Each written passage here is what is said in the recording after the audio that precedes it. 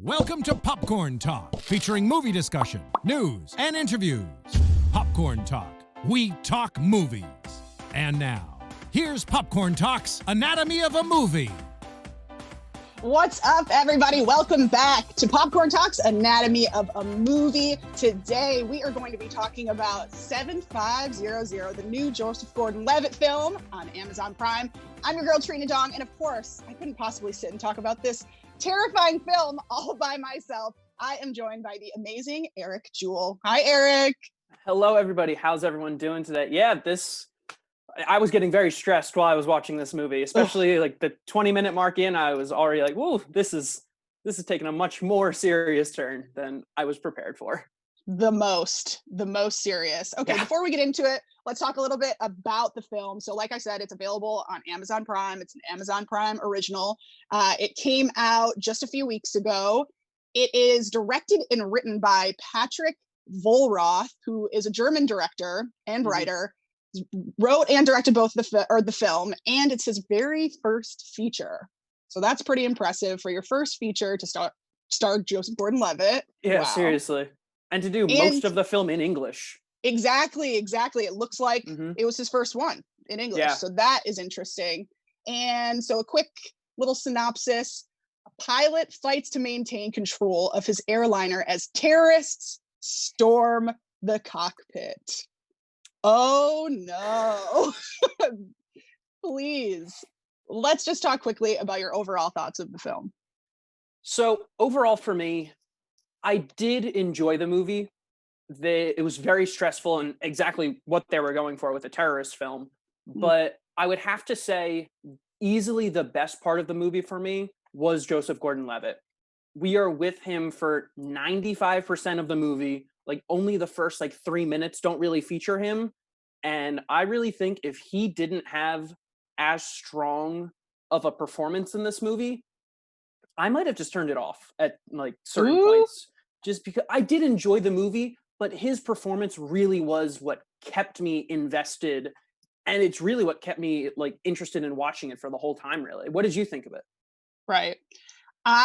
First of all, so I hadn't heard anything of this movie. I had to take a really deep dive to see what's recently come out that we could watch and that we could chat about. And so I saw this movie and I saw that it starred Joseph Gordon-Levitt, and I was like, why don't we know that this exists? Yeah. So we'll get into that part a little bit later, but I didn't read up too much on it before I hit play. And wow, very off-brand for me to be watching this because I am afraid of everything. So now when I hear 7500 on a flight, I don't know what I will do. But before, you're gonna panic. I didn't have to know. Yeah. So that's something. And just in case anybody missed that line, that is the big radar mayday that there are terrorists on board. 7500. Yeah, the more you know. Overall, yeah. So too much. The more you know, too much. But overall, it was a movie. So let's go ahead and just get right into it.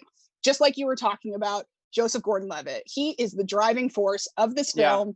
He's the reason why we watched the movie. He's probably the reason why everyone watched the movie, especially the times that we're in right now.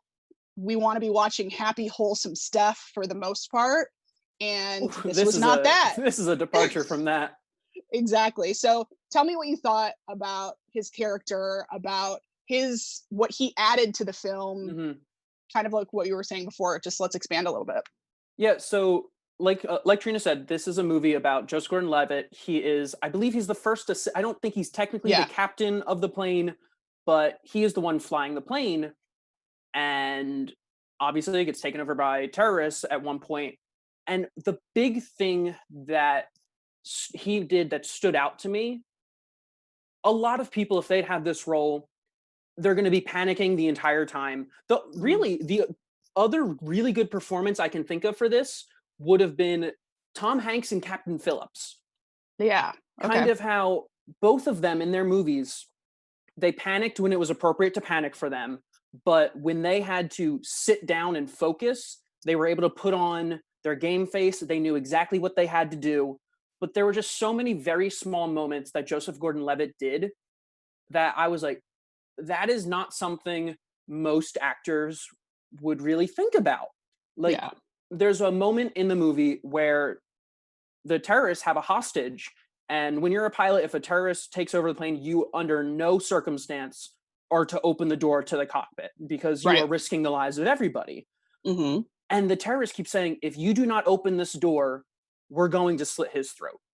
Mm-hmm. And one thing that Joseph Gordon-Levitt's character does that I thought really stood out, this probably goes more to the writing as well, instead of just his performance there. He turns off the camera so there's less kind of persuasion for Mm-hmm. him to have a reason to open the door.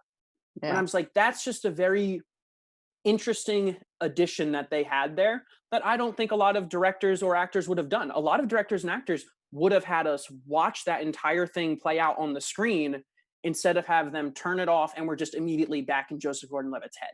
Right. We're watching what he's going through, his pain. We're not seeing it through anybody else's eyes but Exactly. his.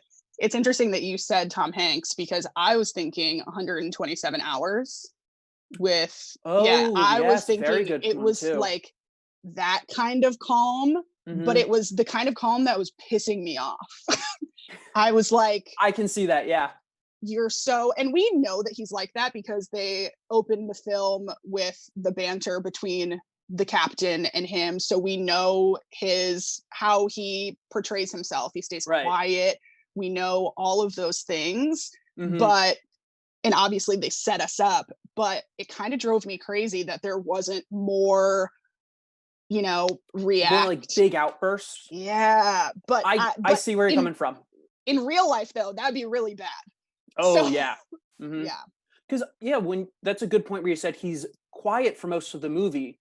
As far as I can remember, there were really only 2 times where he had major freakouts, Yeah. which was the biggest one was he has a relationship with one of the women who is one of the stewardess on the plane, and there's a big backstory. They have a 2-year-old child. They're not married yet, that he says, but clearly it's going in that direction. They have a 2-year-old child. They clearly love each other. Mhm. And there's a moment where the terrorists have her, and that is when he finally emotionally breaks. And that was the one scene for me where I was like, okay, I now see Yeah. more now the struggle that you are going through there. Mhm. Because it's like, how do you make a choice in that situation? And of Right. course you're gonna have a big outburst like that. Right. Yeah, I also felt that was still not big enough. Really? Okay. Yeah, I was just like, that is the mother of your child. Yeah. And he was keeping it so, I mean, he was doing his job. There Mhm. is no, and that was, I guarantee that's the act, that's what he was going for. And he did it perfectly. Right. Because I think that I'm supposed to be annoyed and angry that he wasn't being more human about it. He was Okay. he was doing his job. Yeah, I Whereas, feel like you're right. That would have been the situation where we as the audience can be like, no, you're not doing your job right now. Like you said, this is the mother of your child. You are allowed to completely break down right here. Like, this is your safe space to cry, to scream, to yell, to negotiate. You're exactly right there. That's a very good point that I wasn't really coming at it from that situation or from that direction. yeah, I think I had so much time to just stare at him and think Oh, yeah. about like, what is going on? Why Mhm. are you doing this? Why are you doing that? That I was getting so angry. But it's because, from the perspective of someone, I watch a lot of K dramas. Okay. I watch a lot of rom-com drama stuff. And so as a viewer of things like that, you want love to prevail. Like, Right. that's all I ever want is Yeah. love to prevail, bad guy lose, good guy win, all of that. So in that mindset, I was finding it hard to believe, but I also knew that if I was sitting on that plane, he's who I would want. I agree. I think that's a very good point how you put that at the end there, saying that that is what you would have wanted there. You're right. This would have been the moment where we're just like, yeah, you can lose your mind right here. I'm assuming this is a person you are in love with right now. Yeah. This is the time where you are allowed to completely break down. Like, it would be a great job for you right there. Let's talk about her for a second. Yeah, So when we absolutely. see her in the camera, in the footage, she's telling him, don't freaking open that door. Like, do not Yeah. open that door, because it seems as though she values the job and the situation more than herself, just like he does. Hmm. And that, another thing, was absolutely heartbreaking and awful to watch, because it's these two people giving each other up Yeah. for two people for 200 or whatever it is on that plane. Yeah. I think they said the number was, I believe they had 85 people on the Okay. plane. And you're right. I was thinking in that situation too, like, I don't know. He has training. So I'm Mhm. assuming during like pilot training, they talk about what you're supposed to do, how you react if people ever do take over the plane that you're on. Yeah. So I was thinking, okay, if I was a pilot, if I had this training, I would do everything in my power not to open up the door, because it's like, it's your life right there. But then it's also, how can you justify, in his shoes right there, how can you justify saving one person's life instead of saving the other 84 people Yeah. that they're going to die if these terrorists crash the plane? So he's Right. really in an impossible situation right there. And it's made only worse by the fact that this is someone who he loves. Like, how Yeah. do you make an impossible decision like that? Especially, Mhm. they give him like a 10-second window for that. Like, how Yeah. can you possibly make that? But no, you're right. I think it was very interesting that the director gave her the line saying, "Don't open the door, take Mhm. care of my child." As essentially, you're right. It was her giving him a way to get out of the scenario. Yeah. And it's like, I don't know if I would have the strength to do that. I would No, be but like, the no, you open this door, you let me live right now. I'd be yeah. freaking out in the opposite direction that she was. Yeah, but she had, well, her character, the forethought to know, if that door is open, everyone's going to die anyway. Yeah, and again, it's a complete catch-22. Like, either way, you are losing. Like, in this Yeah. scenario, I really don't know There's how to no, make yeah. that choice. But I think they had a very good setup for their relationship at the beginning of the film, where it's Mhm. just the two of them talking in the cockpit, and they're just like, Mhm. "Oh, we messed up. Like, it's a disaster. We don't have this school like for our child to go to." Yeah. And Joseph Gordon-Levitt's like, "No, like, it's okay. It's not a disaster." And just how he was able, because she was not getting into hysterics, but she was like freaking out a little bit more, and he was Yeah. the more calm one, being like, just from that interaction, I was like, all right, these two have been together for a while. They both know how to react when the other person is acting this way. So I was like, oh, good. That was a quick and easy way for them to establish them as a good couple. And Right. I really bought them. And so when Oh, he for had to sure. make that choice, I was like, oh God, this is terrifying. So sad. And he had to watch it. Like, he had to see oh my gosh. So Yeah, sad.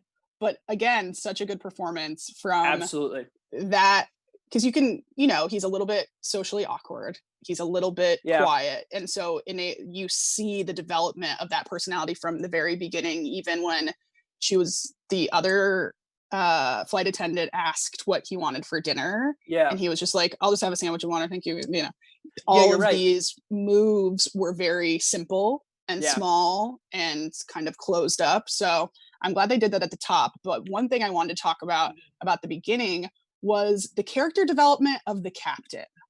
So Yeah. they developed the heck out of that character. They In like gave 3 him, minutes. yeah, they gave him this very specific personality, this Hmm. very specific opinion, and we knew exactly who this guy was. And then they took him away from us. Yeah. What do you think the point of that was? I was actually thinking of that right after like he died. I was like, interesting. Mm, Like, he was only there for a little bit, but I thought it would have been a much more interesting choice for the movie yeah. if he was still there. He like, clearly, because he was stabbed and he was bleeding out. I Mhm. think I would have preferred it to have him still be alive, just kind of barely holding on.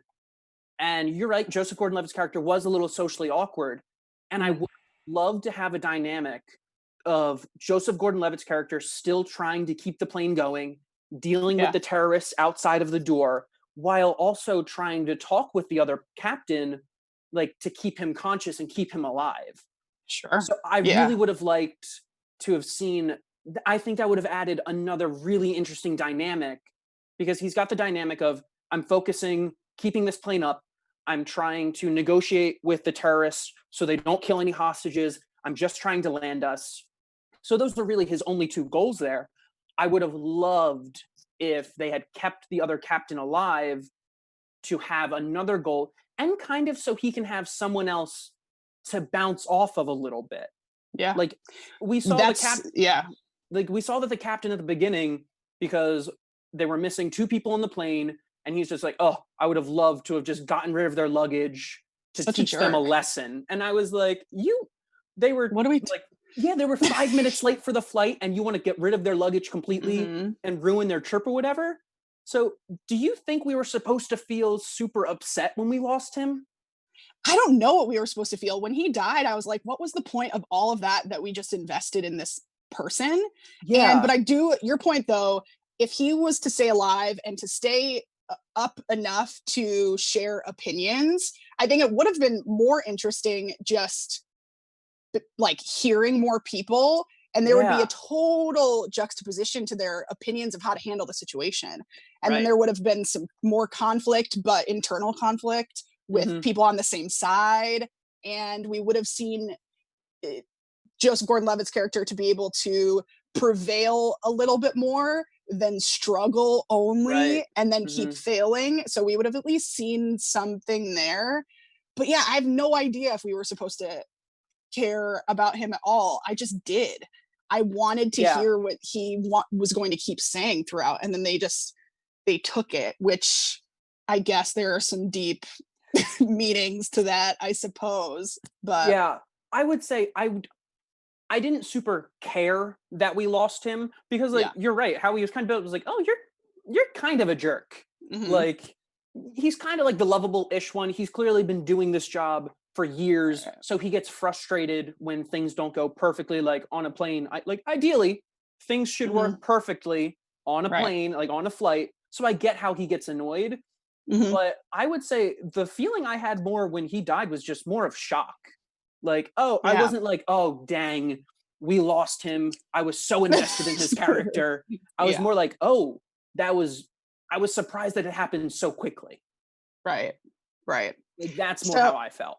Exactly. There was just that bothered me until the very end, because I was waiting. Yeah, I was waiting for him to come back somehow. Yeah. Okay. Yeah. And to have some sort of meaning in our lives in this movie. Right. Let's move on to the terrorists themselves. So we have these two main guys after there were three originally, and then one guy got taken out by Joseph Gordon-Levitt pretty quickly. Yeah. So then we have the guy that clearly is the brawn behind the operation and will do whatever it takes to take everybody out. And then we have the guy that was clearly forced to be there, going with it, the adrenaline of it, and then the breakdown. What did you think of that setup and those two characters specifically, and how they didn't really give us much of either of them except for slamming on the door? And we were just supposed to just kind of understand what was going on, I guess is the way to say it. What did you think? Well, I think the basic way that they summarized them was just like, oh, they're terrorists, so they are clearly the bad guys. And that's kind of like the easiest out for the I don't want to say out, because that's kind of like, I don't really know how to describe it. Yeah, way to show it. Exactly. But the one character who I was shocked how invested I got into him was, how do you pronounce Vidat? I believe that's how you pronounce him, who is the main terrorist that we follow, who is the one, you're right, who was reluctant to be a part of this. The good one, kind of. Yeah. As good as you could have had in that situation. Yeah. He was the one of the three terrorists who I was more invested in, because yes, like we said, he clearly didn't want to be there. That was a great way that you put it. It was more of the adrenaline pumping him through everything. But what really invested me in it later was when he and Joseph Gordon-Levitt were sitting there together, and he is the one who asks Joseph Gordon-Levitt, "What's your name?" Because I was like, oh, that's interesting that your plan is you're going to have everybody on this plane killed anyway. So why are you starting to talk with someone? Because that's just going to make it harder for you to kill them later. So I was I was surprised that he was the one who started the conversation. And you find out that they're practically neighbors. Like he knows where the park is that Joseph Gordon-Levitt went to with his child. And calling back to that later, I think it was very smart when Joseph Gordon-Levitt's like, you know me, like I have a son, like you know the park I go to. So I was like, oh, it's interesting that the terrorist brought that up at the beginning and Joseph Gordon-Levitt brings it back at the end to try and throw the terrorists off a little bit more. What did you think of them? Well, my mind during what you just said about the park automatically went to, there's going to be a sequel. Everybody lives. This guy gets away. He finds him. He chases him around town. We meet the son. Yeah. Like, that's what I thought of immediately. And I got nervous because I don't want to watch that because it scares me.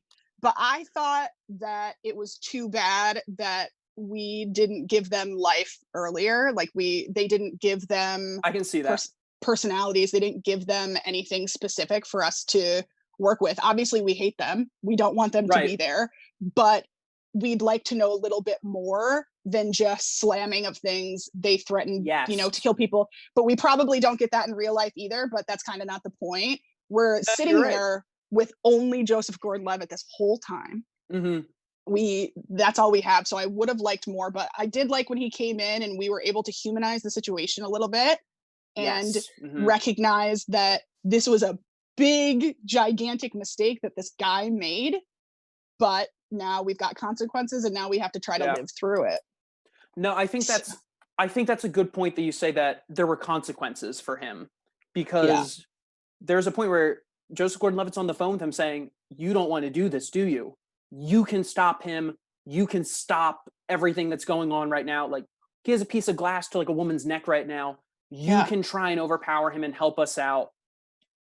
Doesn't, like, clearly, like, they still go through the stuff. But then the scene where he calls his mom, I thought that was a very surprising addition to put there, because by the way that he was talking, it sounded like his mom knew what he was doing, because the phrasing of the sentence is, "Mom, I trusted them and like they lied to me," or something along those lines. So to me, I was like, that's interesting. You had been thinking of doing about this. You've been thinking about doing this. These guys somehow must have coerced you. But you're now a part of this. And it's like, it was very odd to me. Like, you're right. They were trying to humanize him more by involving his mom. And I was like, that, as far as I can remember, like any terrorist type movie I've seen has never really involved like we don't go there. Like a parent like that. Like maybe they might pull out a picture of like a wife and a kid or something to remember why they're doing things. But I was like, the fact that they had a mom on the phone, that was a twist not a twist, but that was something added that I was like, that's interesting.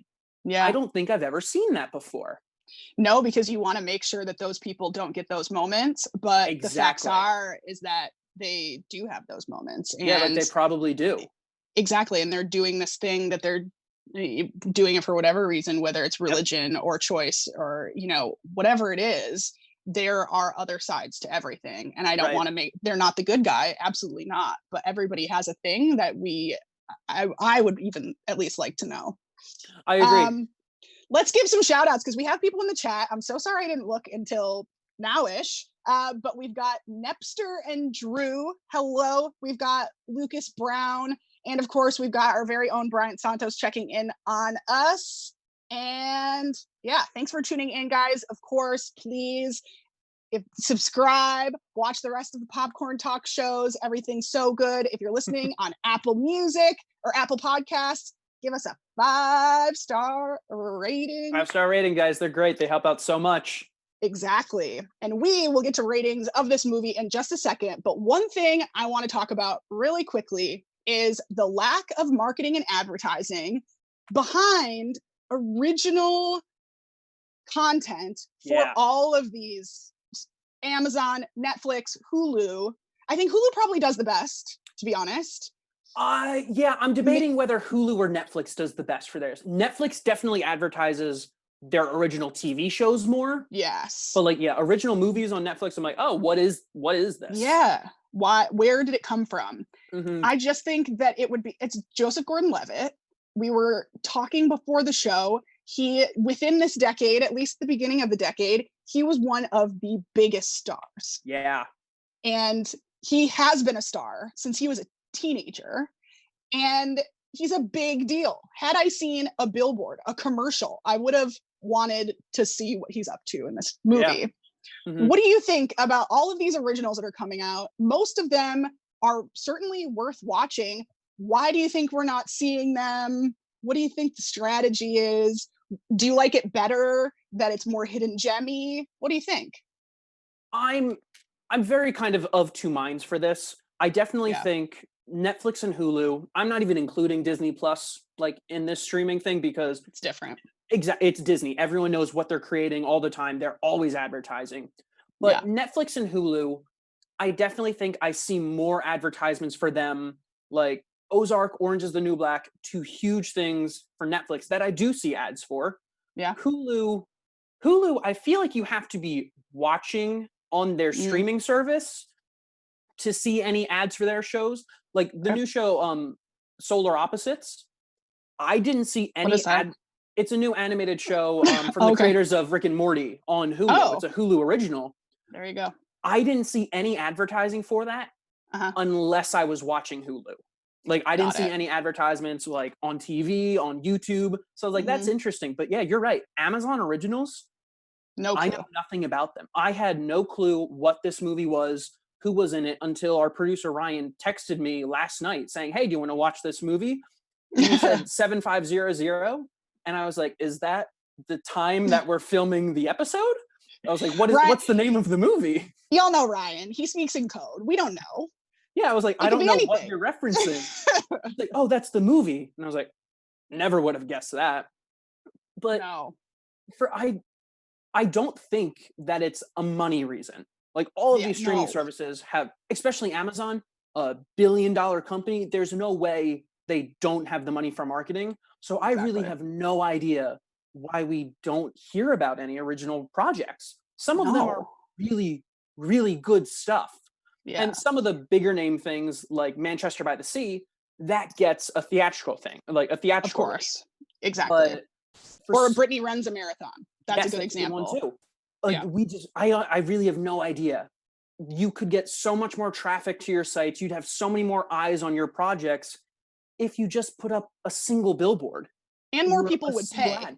Exactly. It's just more money for you. I really don't understand. What are your opinions on that? I have no idea. There's no reason why, especially this movie specifically, why you wouldn't put Joseph Gordon-Levitt on a big billboard and say, look what he's up to.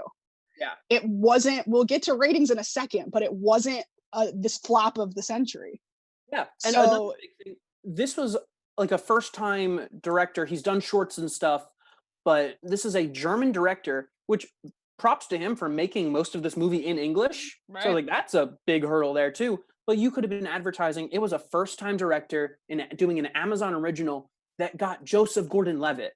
That's a big draw that you could advertise. But exactly. He chose not to for some reason.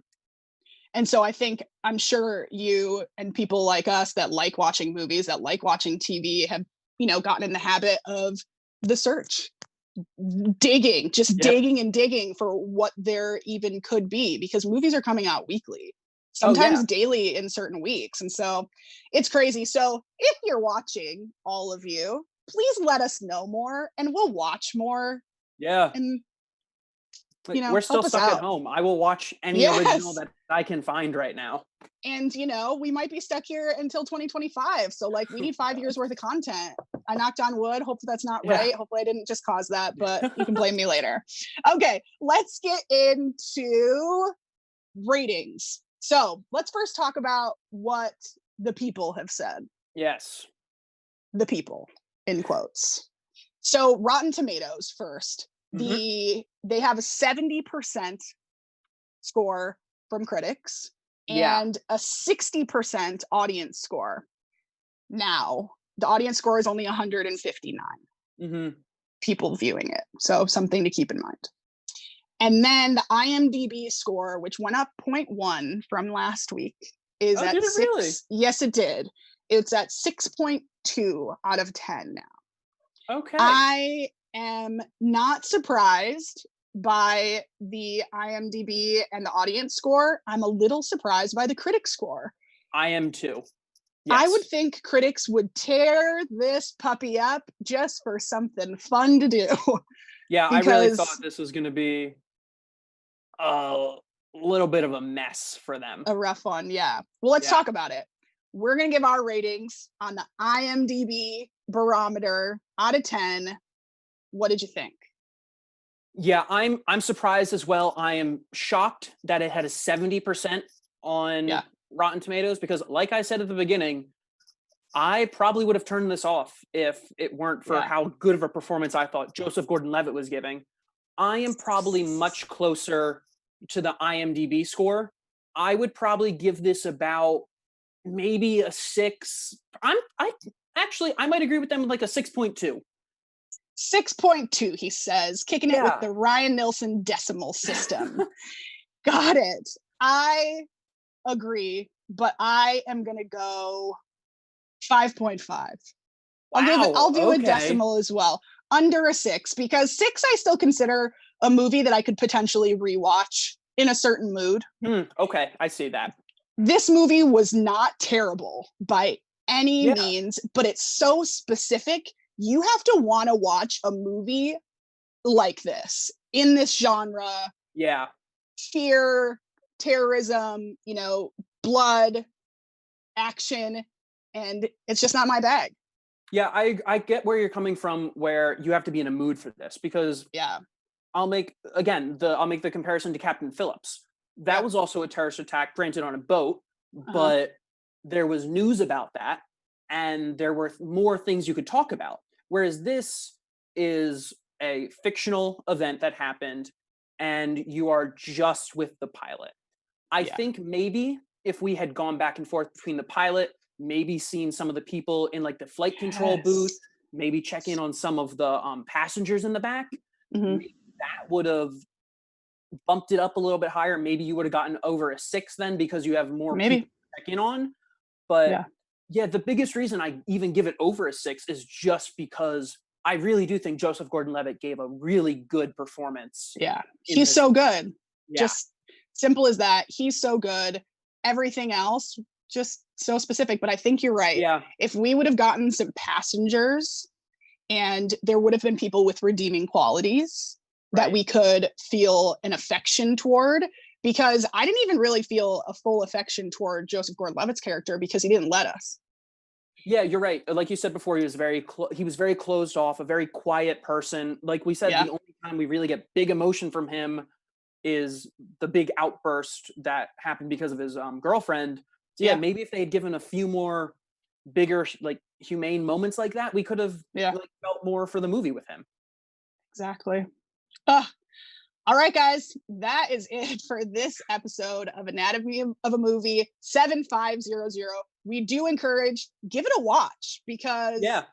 our opinions are certainly not the only opinions. And this movie is very entertaining in its genre. And give it a go. Again, JGL kills it. We love you. You're amazing. Yes. So give it a shot. Where can all the people find you, Eric? Yeah, thank you guys for having me on today. Everybody, you can find me on Instagram and Twitter at EricJewell11. Go ahead, tweet me, DM me your thoughts on this movie. Send me some Yes. originals that are hidden that you think are really good, and I'll try and give them a watch. Oh, and you also host. Oh, right. Yes, and you guys can find me every Monday on AfterBuzz Animation hosting the Avatar: The Last Airbender rewatch show. Yesterday, we just finished the season 1. We just finished season 1, doing our rewatch there. It was amazing. Next week, we're going to either pick up on season 2 or we're going to do a review of the live action movie. So tune in for that, guys. Ooh, which is it gonna be? Don't miss out, everybody. Y'all can find me on Twitter and Instagram at Hey Trina Dong. You can find me on Anatomy of a Movie. You can also find me on the Snowpiercer After Show right now and K-Pop News Weekly. That's it for this episode of Anatomy of a Movie. We will see you guys next time. See you guys. Bye. From producers Maria Menounos, Kevin Undergaro, and the entire Popcorn Talk Network, we would like to thank you for tuning in. For questions or comments, be sure to visit popcorntalk.com. I'm Sir Richard Wentworth, and this has been a presentation of the Popcorn Talk Network.